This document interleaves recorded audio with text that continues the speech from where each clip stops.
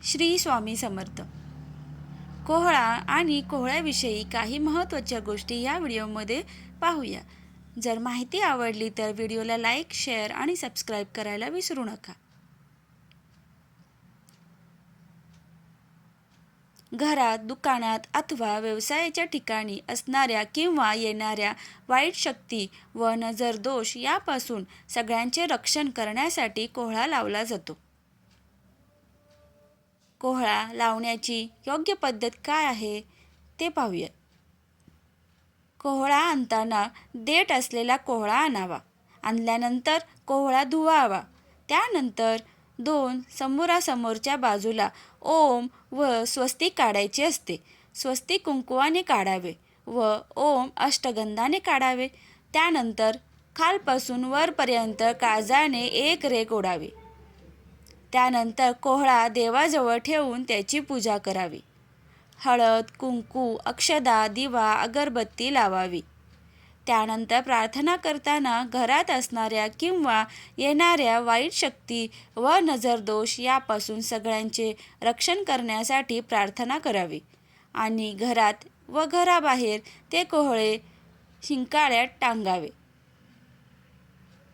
कोहळा टांगल्यानंतर कधीकधी 8 दिवसाच्या आत खराब होतो, कारण अशुभ ऊर्जा सामावण्याची त्याची क्षमता संपलेली असते. अशा वेळी कोहळा सडतो, त्यातून पाणी गळते. असे ज्यावेळी होते तेव्हा कोहळा काढून कचऱ्यात टाकून द्यावा. पुन्हा नवीन कोहळा आणून लावावा. कदाचित सुरुवातीला लवकर खराब होतो. जर अशुभ ऊर्जा जास्त साठली असेल तर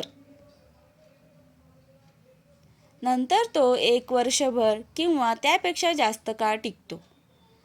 तरी पण जर सोमवती किंवा शनिवारी अमावस्या किंवा दिवाळी अमावस्या यावेळी कोहळा खराब नाही झाला तरी बदलावा.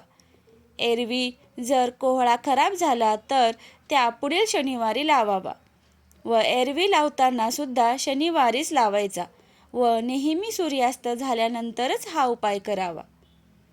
कोहळा घरात किंवा व्यवसायाच्या ठिकाणी लावताना त्यावरून बाहेरून आलेली लोकांची नजर जायला हवी व बाहेर लावताना बाहेरची व्यक्ती त्याच्या खालून आली पाहिजे. कोहळा टांगल्याने घरात नकारात्मक शक्ती राहत नाही.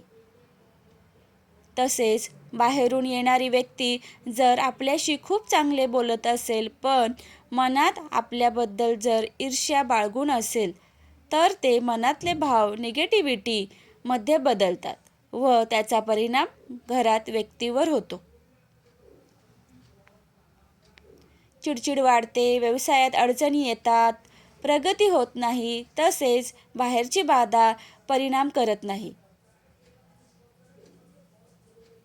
एक कोहळा घरात, दुकानात व एक बाहेर टांगावा, म्हणजे बाहेरून येणारी व्यक्ती त्या खालून आली पाहिजे. त्यामुळे कोहळा तिथेच त्या व्यक्तीच्या वाईट विचारांवर परिणाम करतो.